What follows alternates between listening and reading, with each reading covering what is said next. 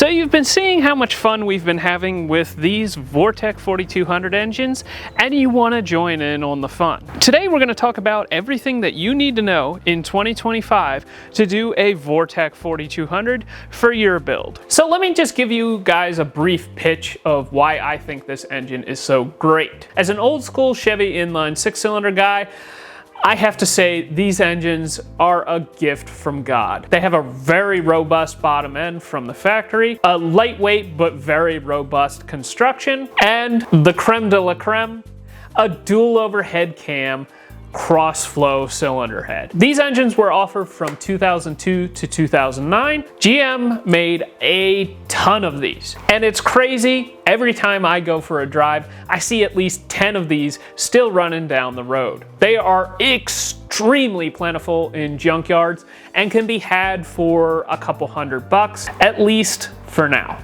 Probably the strongest selling point for this engine is the cylinder head. It features a very good flowing cylinder head, and sort of the selling point of this engine at the time that GM produced it is it only displaces 4.2 liters, but it makes more horsepower than the 4.8 liter LS. And that is due to 4 valves per cylinder. With a 4-valve engine, you have much less weight in your valve train components, and therefore it is way easier to get one of these engines to rev to ridiculous RPM. These engines have a very similar valve train design to like a Coyote engine. They feature a hydraulic lash adjuster, a roller cam follower, and that pushes down on the valve. Everything is very lightweight, and you really don't need a ton of spring on these things in order to spin them to 8,000 to 8,500 RPM. Now, the bottom end of the engine is no slouch either. We have seen well over 800 wheel horsepower on a totally stock bottom end. And in totally stock form, they will keep up with the best of the best stock bottom end 2JZs, and they displace more, so they'll be more responsive, and I'd be willing to bet that they weigh less. So what we have here is essentially the American 2JZ, but I have another video that I did recently that you should go watch to listen to that sales pitch. One of the questions that I get all the time is, what year engine should I buy? And most of the time my answer is any engine. It's not like an LS engine where there's a certain year where they started to get the good connecting rods. All of the connecting rods will hold the same amount of horsepower. That being said, there are a few advantages with the Gen 2 engines. Now, let's get into the breakdown. Gen 1 engines were produced from 2002 to 2005. They can be recognized because they have a plastic valve cover, and the Gen 2 engines were produced from 2006 to 2009. They can be recognized by the aluminum valve cover, like what we see on the one back here. Now, when GM came out with the Gen 2 engines, they got larger valves, larger cams, larger exhaust ports, and the connecting rods received a piston oil squirter provision. Now, they did get one downgrade with the Gen 2 engine. They went to an 8 counterweight crank. The early cranks are fully counterweighted with 12 counterweights, and in general all of the Gen 2 engine parts are considered to be superior except for that crankshaft. That being said, we've never had an issue with a crankshaft.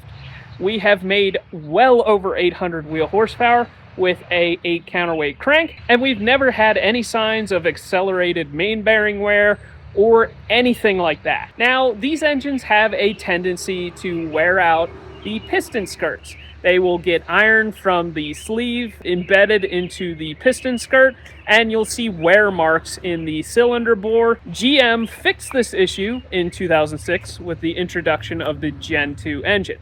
And I will say that almost every Gen 1 engine that I have taken apart has had scuffed sleeves, and I have taken apart many Gen 2 engines, and I have only seen a scuffed sleeve on one of them. So in general, if you're looking for something that has good bores, or you're looking for a build candidate, I would probably stick with a Gen 2 engine. That being said, this is when GM started putting V8s in these things. So they're a little bit harder to find, so you can always get a Gen 1 engine. The sleeves are actually replaceable on these engines, and you can still get them from Melling. So if you needed to, you could always pull the sleeve out and put a brand new one in. Now, another question that I get all the time is, can you put a Gen 2 cylinder head on a Gen 1 engine? And the answer is yes. All right, so you figured out what year you're gonna buy. Now you gotta figure out what you're gonna put this thing in. And the answer may be staring you right in the face. You could just keep it in the Trailblazer. As you guys have seen over the past couple of months, we built this thing right here. This is a 2008 Trailblazer that obviously these engines already came equipped with.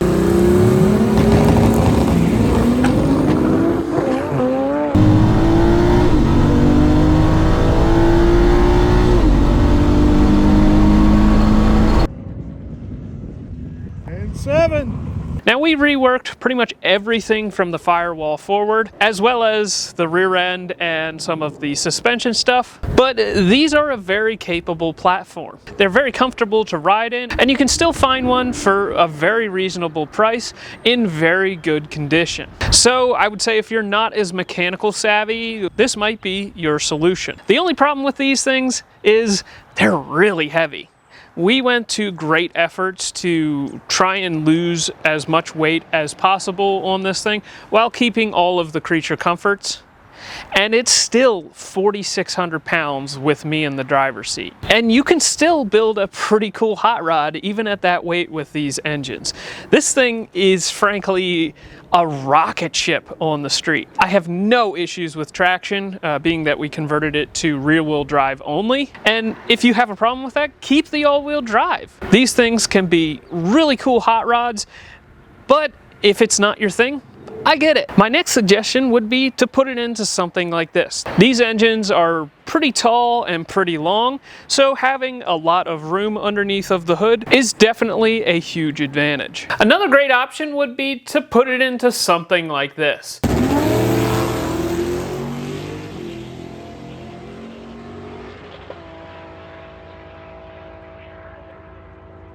One of the go-to chassis for drag racers and frankly every form of racing is the Ford Foxbody platform. And the reason for that is they are a relatively light chassis and there is a ton of room in the engine bay. I know people complain about seeing a sea of Foxbody Mustangs, but there's a lot of other cool Foxbody platforms out there. And since I'm a big fan of Sloppy Mechanics and have always loved his antics with the Ford Fairmont, this is what I chose. This is a 1981 Ford Fairmont station wagon. We picked it up about 6 years ago, and it has slowly evolved over the years. But what we have found is that this chassis accepts this engine quite well. That being said, you don't have to limit yourself to a Foxbody. There are lots of other platforms out there that came originally equipped with an inline six that probably would accept this platform quite well as well. And usually what I tell people is if your car came originally equipped with an inline six, it's probably going to have a strong likelihood of having space for this inline six. But if this isn't exciting enough for you, let's move on to the next option. My last suggestion for what to put one of these in would be to put it into something that no one would expect.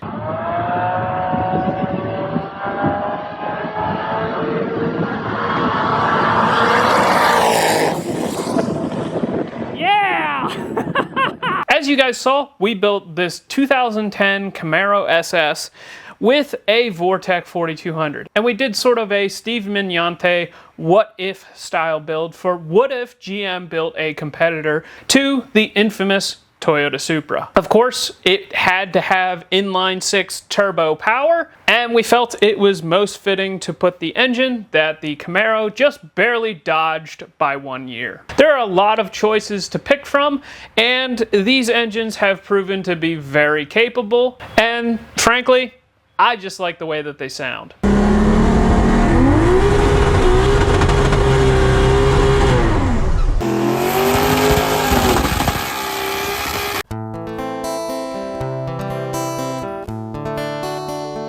For the remainder of this video, we're mainly going to be referencing what I call the Vortec 4200 wiki. Literally type in Vortec 4200 wiki on Google, and it's the first link. So the first thing that we're going to talk about on the wiki is aftermarket suppliers. Something I hear all the time is there's no aftermarket support for this engine. Well, I'm here to tell you that there are quite a few brands out there that offer parts for these engines. Some of them don't directly support the engine, but they sell parts that can be adapted or are advertised for another application, but work on the Vortec 4200. Most of these suppliers we have at the very least worked with over the years, and the aftermarket is actually pretty decent.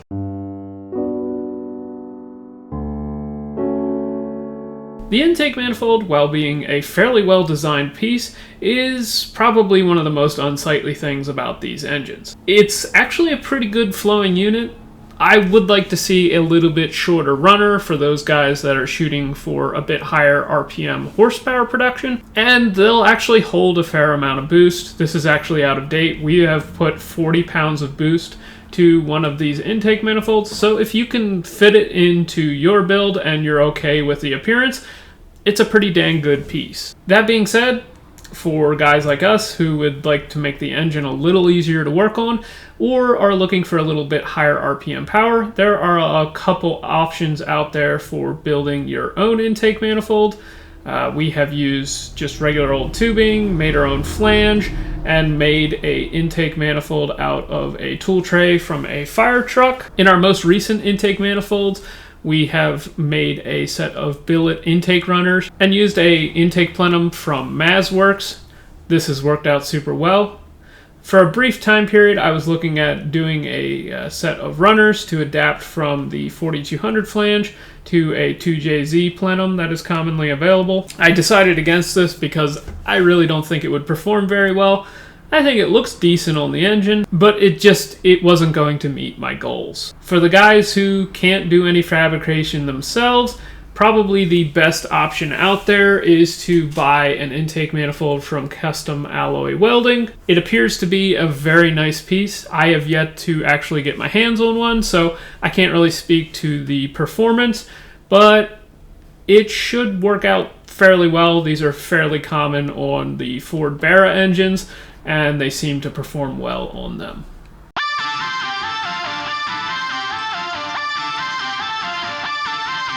The 4200 featured 3 different styles of exhaust manifold. The Gen 1 engines received a exhaust manifold that featured some smaller ports at the cylinder head. The 2006 to 2007 engines featured a larger exhaust port, and the 2008 and 2009 engines received a 3-into-2-into-1 style manifold. Now with these 2008 and 2009 engines, they typically crack in this area, so if you're looking to run this in its original configuration, keep an eye out for that. Now there's currently no tubular header on the market. There used to be a company called OBX that offered a tubular header for a pretty reasonable price, but they're pretty hard to get these days. If you want to go with a turbo, we have actually welded a turbo flange to an exhaust manifold like you see in these pictures, or we've welded elbows to the factory exhaust manifold to make a custom turbo manifold. We've also made turbo manifolds completely from scratch. This is the very first one that I did, but we've also done one on the Trailblazer build that I talked about earlier. For most guys, I would recommend that you go with the Artec Performance turbo manifold. This thing is truly a work of art. We have found that they become a little restrictive at higher horsepower levels, but for most people's goals, they should do just fine.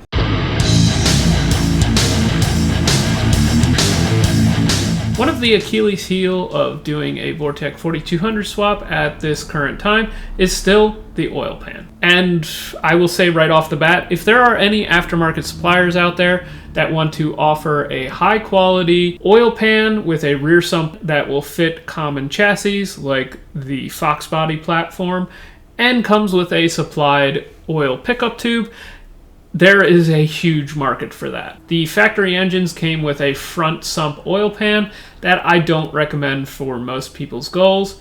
You can make them work, I guess, but I'm just not a fan of the front sump configuration, especially if you plan to go drag racing. This is also very deep, so it probably isn't going to work on many people's chassis as it is. There is one aftermarket oil pan that is on the market at the current time, but they only offer it in a DIY form, meaning you have to weld the thing together. And they just now started to offer pickup tubes, which was my one complaint about the oil pan. But if you can weld, this might work out for you. Another option is to build one yourself. The 4 and 5 cylinder engines both featured a rear sump oil pan, so you can buy one of these oil pans. You can still buy them brand new. The last time I looked, they're right around $75 to $100. In the past, we have taken part of the rail out of the 6-cylinder pan and completed the oil pan rail, and then welded the sump back together with some aluminum. I have built a couple oil pans like this, and a lot of times they will leak. Welding cast aluminum is really difficult. I've been welding for close to 10 years now, and I still struggle with it sometimes.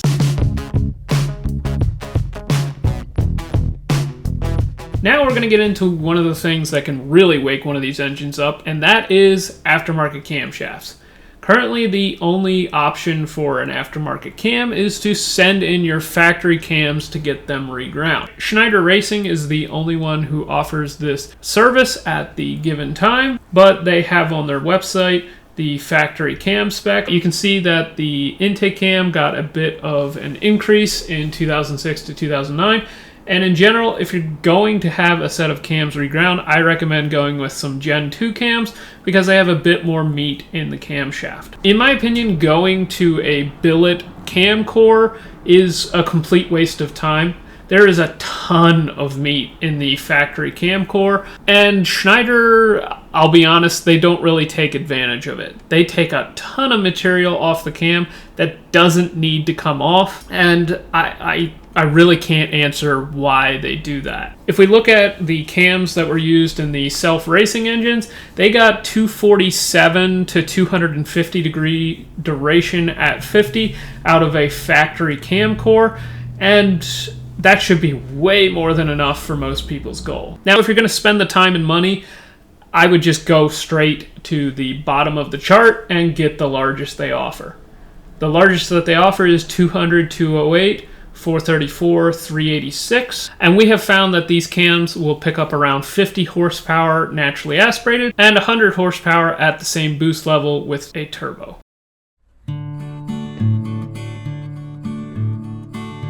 The next thing that we need to talk about is ignition. This is something that has sort of evolved over the time for us. The factory Gen 1 coils are good for right around 450 wheel horsepower in our experience. The Gen 2 engines came with an upgraded coil. It's rumored that they have the same guts as an LS coil, but we have not found that to be the case, at least to where you start to encounter ignition breakup issues. The Gen 2 coil will start to give you issues right around 650 wheel horsepower. We actually offer a kit to adapt the Gen 2 coils to Gen 1 engines. Next, a good option would be to convert the engine to LS coils. We haven't really found the power limit for LS coils, but I would be willing to wager that they could probably get you to over 1,000 wheel horsepower if you wanted them to. Our preferred option at the given time is to go with Volkswagen Audi coils. These put out right around double the energy that an LS coil does. They're very efficient. They don't require that you upgrade your wires going to the coil to welding wire. And we've had zero issues with these coils at 1,000 plus wheel horsepower. And having a little extra spark energy is not going to hurt. Canformance offers a seal and hold down kit that is very nice for these engines, so go check them out. These coils are very affordable as well. Now, this was a few years ago, so I'm sure the price has gone up, but You used to be able to get 4 of them for $107, so like $25 a coil roughly. And the last option is going with some like IGN 1As or smart coils as sometimes they are called. These have around double the spark energy that the Volkswagen Audi coils have. So if you're going for a ridiculous amount of horsepower, that's probably your go-to option.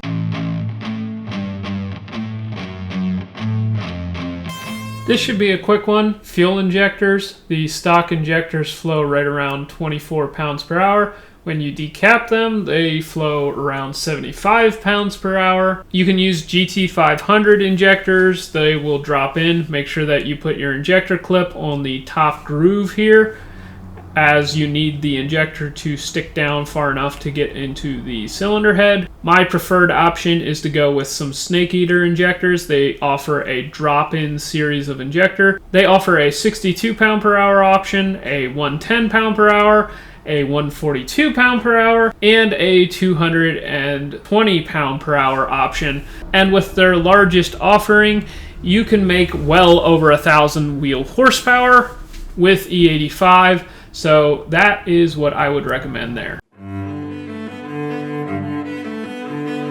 Now, as you've probably noticed with this video, it definitely has a bias towards turbocharging a Vortec 4200.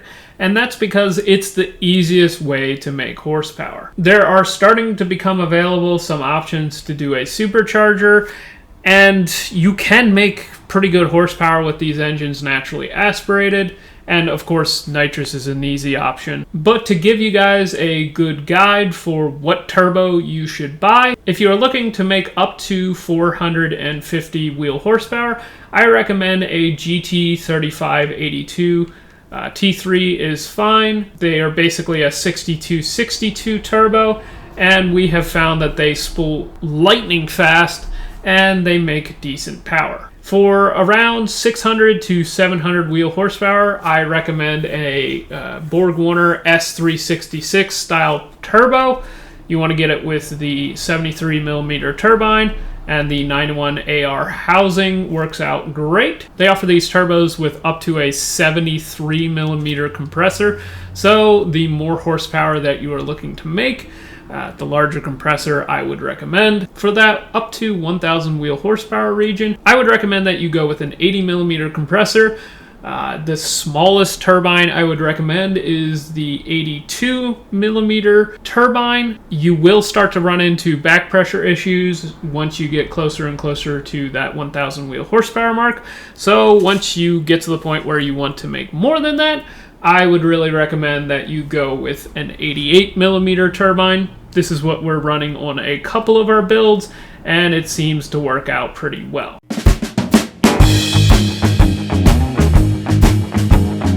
The 4200 came with 3 versions of factory ECUs, the P10, the P12, and the E67. Now the P10 has been being developed over the past few years. I believe Eric over at Atlas Industries has been gradually making it into something that might be able to work for a boosted application, and it's by far the most simple to tune in my opinion. Next up is the P12. You can use these in boosted applications, but you have to rely on the mass airflow sensor to provide enrichment in boost. Around the 450 to 500 wheel horsepower mark, the mass airflow sensor will start to run out of resolution, so it may not be for everybody. The E67 is the go-to right now to use on a car where you want to run the factory ECU still, but there's still some pain that is involved with using the E67. The 6-cylinder OS on this ECU definitely seems to have been shortchanged, whether it was by GM or by HP tuners. They're a little bit hard to work with, and if you don't have a tuner that is comfortable with this, like Jeremy over at Faster Proms, I'm not really sure I would recommend you go this direction.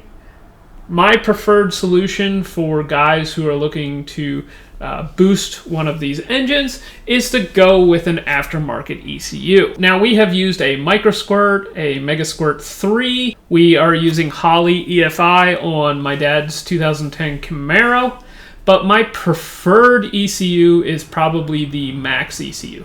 These ECUs are extremely powerful. It's like the closest thing I have ever used to a microcontroller.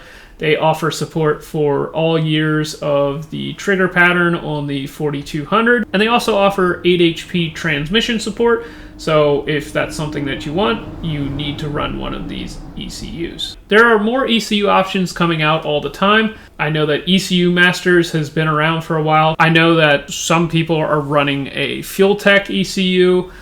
There's been talks of Haltech. Chances are you can talk your favorite ECU supplier into supporting this engine. They're really not that complicated as far as control side of the engine. It's not like it's some weird BMW thing that has variable valve lift. It's a piston engine that has variable valve timing. It's not that complicated. At some point, you will find the limit of the stock rods and pistons. I've seen people post in the past that say that we've had dozens of engine failures, and they sort of cite this as a reason as to why the 4200 is not a good platform. And I don't know where they get their information, because we've only had 3 major engine failures. This one here, this was the one that we made 824 wheel horsepower with. And it failed because we were trying to find the limit. It failed at 31 pounds of boost, but it saw as much as 40 pounds of boost on a previous poll. And I think that that 40 pounds of boost probably weakened the thing, and when we put 31 pounds of boost to it again, that is what finished it off. So I am not 100% convinced that 824 is the true absolute max that you could put to a stock connecting rod. This second failure here, this one hurt. This one happened because a cylinder sleeve cracked and was leaking coolant into the cylinder of the engine. Basically, it hydrauliced the cylinder and it caused the rod to bend, and then it decided to finish itself off at 150 miles per hour. We've only seen that sleeve cracking issue on one engine, and we've taken apart dozens and dozens of these things throughout the entire production range of the engine. So it's definitely something that you should keep an eye out for, and based upon my research, it seems to be some sort of production issue that is very early on. The last failure that we had, this one's totally explainable too. We had an injector fail, it melted a piston, so this one, can't blame the piston for that one. At some point, you will find the limits of these components, and you sort of have to decide for yourself where are you going to draw the line in the sand. Anything more than 700 wheel horsepower is where I would start to consider a forged connecting rod. Now currently, there is only one off-the-shelf offering for a forged connecting rod, and that is from the guys over at Molnar Technologies. It is based on the Gen 1 connecting rod. The Gen 2 connecting rods received a larger pin size, and I am very excited to show this one off. Wiseco has finally released their drop-in pistons. These will be a shelf offering, and it's so cool to see a big manufacturer like Wiseco taking this platform so seriously. Another comment that I will make is you can spend all the money in the world on all the most fancy parts to put into your engine, and you can blow it up at pretty much any horsepower level. If an injector stops firing, you can melt a forged piston. If your ignition coil starts to fire extremely early, you can cause even the best connecting rod to snap in two. By running forged rods and pistons, they just buy you a little bit of safety margin. And given that at the current time you can get a set of rods for around $750, and the pistons that Wiseco just released are MSRP of right around $830. For right around $1,600, you can have a forged rod and piston combo. And the best part is it's an inline engine.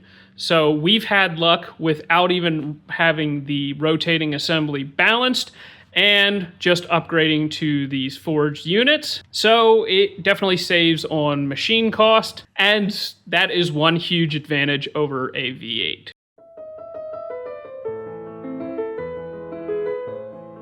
The last thing that we're going to talk about in this video is the transmission. Now, this is something that is very important to consider. Obviously, you need to get the power to the ground somehow. Now, the bell housing bolt pattern for the Vortec 4200 has the dowel pins in the same exact location with relation to the crankshaft centerline as a small block Chevy or an LS. So making an adapter plate is fairly easy.